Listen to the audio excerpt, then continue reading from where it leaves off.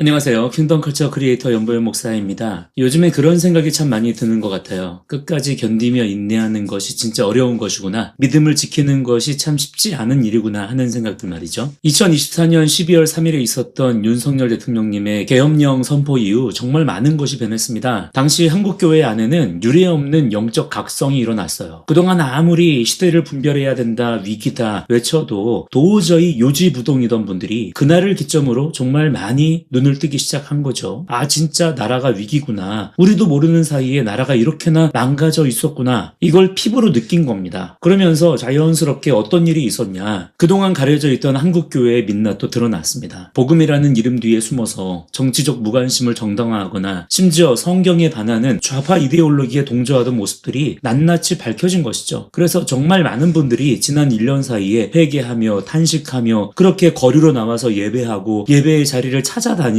말씀을 갈망하고 신앙의 본질을 다시 점검하는 그런 폭발적인 운동이 일어났었죠. 그런데 말입니다. 최근 제가 느끼는 지금 2026년의 분위기는 솔직히 사뭇 많이 다릅니다. 그 뜨거웠었던 각성과 위기감이 눈에 띄게 무뎌졌어요. 그렇다고 지금 우리의 현실이 좋아졌느냐? 전혀요. 상황은 오히려 더 심각해졌습니다. 그렇지 않습니까? 뭐가 좋아졌죠? 해결된 게 뭐가 있나요? 정치는 더 미궁으로 빠지고 있고 국제 정세나 사회적 혼란은 갈수록 고조되고 있죠. 교회의 무감각함과 타락은 점점 더 그 실체가 여실히 드러나고 있어요. 그런데 이상하게 사람들이 이러한 이 상황들을 익숙함으로 받아들이기 시작했습니다. 그러면서 점점 그냥 어쩔 수 없는 현실로 받아들이고 포기해버리는 분들이 생기고 있는 것 같아요. 내가 이렇게 저항해봤자 뭐가 바뀌겠어 라고 하는 무력감에 빠져버린 것 같습니다. 계속되는 여러 절망스러운 상황들 속에 지치신 분들도 계실 거고 슬그머니 예전에 안일한 신앙체계로 돌아가신 분들도 적지 않아 보입니다. 그런데 사실 이건 어쩌면 당연한 거이기도 합니다. 왜냐하면 위기의 초반에는 누구나 각성합니다. 위기라는 건 그 자체로 강력한 자극이기 때문에 별다른 노력 없이도 긴장 상태가 유지가 돼요. 하지만 그 위기가 장기화되면 이야기는 달라지기 마련이죠. 자극이 익숙해지면 사람의 감각은 둔해지게 마련이고요. 그러다 보면 처음에 뜨거움을 유지하는 것 자체가 사실 이전보다 훨씬 더 엄청난 에너지를 요구하는 일이 되거든요. 그래서 많은 사람이 이 부분에서 이탈합니다. 그래서 사실 이건 의지의 문제라기보다 인간의 본성에 더 가깝습니다. 그런데 성경은요, 이러한 상황들을 이미 정확하게 예고하고 있었어요. 예수님께서 마지막 때를 말씀하시면서 가장 강조하신 것 중 하나가 뭐였습니까? 바로 인내였습니다. 끝까지 견디는 자가 구원을 얻으리라. 이 말씀을 뒤집어서 생각해 보세요. 끝까지 견디라고 특별히 강조하셨다는 건 그만큼 끝까지 견디는 것이 어렵다는 뜻이기도 한 것입니다. 시대가 악해질수록 인내와 충성은 더 희귀한 가치가 되고 결국 그 길을 끝까지 가는 사람은 소수가 될 수밖에 없다는 걸 이미 사실은 우리에게 예전부터 말씀해 오시던 거예요. 그렇기 때문에 사실 이게 되게 막 이상한 일이 벌어지고 있다 이런 것이라기보단 너무나 자연스러운 현상이다 그렇게 생각이 되기도 합니다. 그래도 그런 상황 자체는 되게 안타까운 것이죠. 그래서 저는요, 그런 분들을 비난하거나 정죄하고 싶은 마음은 전혀 없어요. 그걸 누가 뭐라고 할 수 있겠습니까? 솔직히 안타깝기는 하죠. 때로는 강하게 책망하고도 싶고 사실 심정 같아서는 멱살이라도 잡고 억지로라도 끌고 가고 싶은 마음이야 제 굴뚝 같지만 결국 신앙이라는 게 그렇잖아요. 하나님 앞에서 본인 자신이 내리는 선택과 결정의 영역이지 않습니까? 결국에는 각계전투예요. 하지만 그렇다고 해서 이런 현상들을 가만히 보고만 있으면 안 되겠다고 생각이 들어서 어떻게 하면 이 힘들고 고단한 그리고 정말 지루할이 많이 계속되고 있는 이 고난의 시기를 잘 극복하면서 인내하면서 정말 끝까지 남겨줄 수 있을 것인가 그 부분에 대해서 몇 가지 말씀을 좀 드려보고자 합니다. 그게 뭐냐면 우리가 지금의 이 혼란을 뚫고 우리 주님 다시 오실 때까지 끝까지 승리하려면 이제는 적극적인 신앙의 태도를 가져야 된다는 거예요. 제가 말하는 적극적인 신앙이라고 하는 것은요, 하면 된다, 다 잘 될 거다, 긍정적으로 생각하자 이런 식의 낙관론을 말하는 게 아닙니다. 제가 말하고자 하는 것은 더 힘을 내야 된다는 것이죠. 자기 책임과 사명을 이행하고자 하는 스스로의 능동적인 자세가 필요하다는 것입니다. 그래야 우리가 견딜 수 있다는 거예요. 여러분, 지금 이 시국에 걱정이나 두려움은 누구나 느끼는 것입니다. 그걸 느끼는 건 너무나 당연한 거예요. 하지만 한 가지 꼭 기억하셔야 할 게 있어요. 걱정하고 두려워한다고 해서 그것 그것 자체를 내가 깨어있다, 깨어있는 상태다라고 착각해서는 안 된다는 것입니다. 물론 지금 전혀 이러한 상황에도 무감각하고 아무런 관심조차 없는 분들보다는 나을 수 있겠지만 그냥 두려워하고 걱정만 하는 것은요, 결과적으로는 그냥 똑같은 거예요. 두려움은 깨어있음이 아니라 그냥 감정일 뿐이에요. 진정으로 깨어있는 사람은 그 두려운 현실 속에서도 나는 주님의 몸으로 부름받은 사람이다, 나는 하나님의 형상이다 라고 하는 자기 정체성을 명확하게 인지하고 인식하는 사람인 것입니다. 그리고 지금 이 시점에 나에게 주어진 사명이 무엇인지를 찾아서 적극적으로 그것을 행하면서 움직이는 사람이죠. 사실 우리가 그동안 어땠습니까? 너무 수동적인 신앙에 길들여져 있었잖아요. 누군가 나를 이끌어주길 기다리고 어떤 시스템이나 프로그램이 내 신앙을 보호해주길 바랐어요. 하지만 이제는 그런 시대가 아닙니다. 원래도 그런 시대가 아니긴 했지만 이제는 더더욱 그런 시대가 아닌 거예요. 내가 먼저 스스로 성경을 펴서 읽어야 합니다. 내가 먼저 말씀을 암송하면서 내 영혼을 그렇게 말씀으로 무장시켜야 돼요. 국가적인 이러한 위기 앞에서 누가 시켜서 꼭 누가 자리를 깔아줘야만 기도하는 것이 아니라 내가 먼저 중보의 자리에 서야 되는 것입니다. 내가 먼저 예배자가 되어야 합니다. 무엇이 거짓이고 무엇이 불의인지 누가 알려줘야만 아는 것이 아니라 내가 먼저 찾아봐야 되고요. 공부하고 내가 먼저 알아보고 내가 먼저 주변에 알려야 돼요. 이러한 자원하는 마음이 없으면 앞으로 다가올 더 거센 풍랑 속에서, 더 깊어진 어둠 속에서 절대로 끝까지 서 있을 수가 없는 것입니다. 여러분, 제가 오늘 말씀드리는 끝까지 견딘다라는 것, 이건 단순히요, 가만히 엎드려서 이 태풍이 지나가길 기다리는 그런 수동적인 행위가 아닌 거예요. 치열하게 저항해야 됩니다. 무슨 혈기를 부리거나 신경질을 내라는 게 아니에요. 거짓이 진리인 양 둔갑하는 이러한 세상에서 그걸 칼같이 분별하고 절대 거짓을 용납하지 않는 것, 하나님의 질서를 무너뜨리는 불의에 절대로 타협하지 않는 것, 그리고 그 진리를 수호하기 위해 나의 안위와 기득권을 기꺼이 내려놓는 것, 이것이 바로 성경이 말하는 거룩한 저항이에요. 이 저항의 에너지가 있어야만 우리는 비로소 끝까지 견디며 남겨질 수 있는 것입니다. 지금 국내외 정세는요, 한치 앞을 내다볼 수 없을 만큼 혼란스럽습니다. 하지만 우리 그리스도인들에게는 흔들리지 않는 확신이 하나 있습니다. 이 모든 역사의 끝에는 하나님께서 말씀하신 대로 반드시 그렇게 성취될 것이라는 사실이에요. 하나님은 반드시 공의와 정의로 세상을 심판하실 것이고요, 끝까지 인내한 의인들에게는 반드시 의와 평강을 누리게 하실 것입니다. 이것이 우리가 붙들고 있는 성경의 약속이고 역사의 결론이에요. 그러니 여러분, 지금 포기하거나 식어버리기엔 너무 이릅니다. 어쩌면 이제 겨우 시작일지도 몰라요. 더 힘을 내야 합니다. 더 각성하고 더 저항하고 더 훈련해야 돼요. 영적인 싸움은 멈추는 순간 밀리게 되어 있습니다. 오늘 다시 한번 여러분의 신앙을 점검해 보세요. 여러분의 지금 신앙의 고삐를 죄고 더 적극적인 사명자의 자리로 나아가시길 바랍니다. 그렇게 힘을 내시면서 저항하면서 버티는 거예요. 자, 오늘 영상은 여기까지입니다. 여러 안타까운 상황들을 반복적으로 목격하면서 그리스도 안에서 한 형제된 자로서, 또 한 사람의 목회자로서 말씀을 좀 드려봤습니다. 끝까지 힘내시고요. 저는 다음 영상에서 다시 찾아뵙겠습니다. 감사합니다.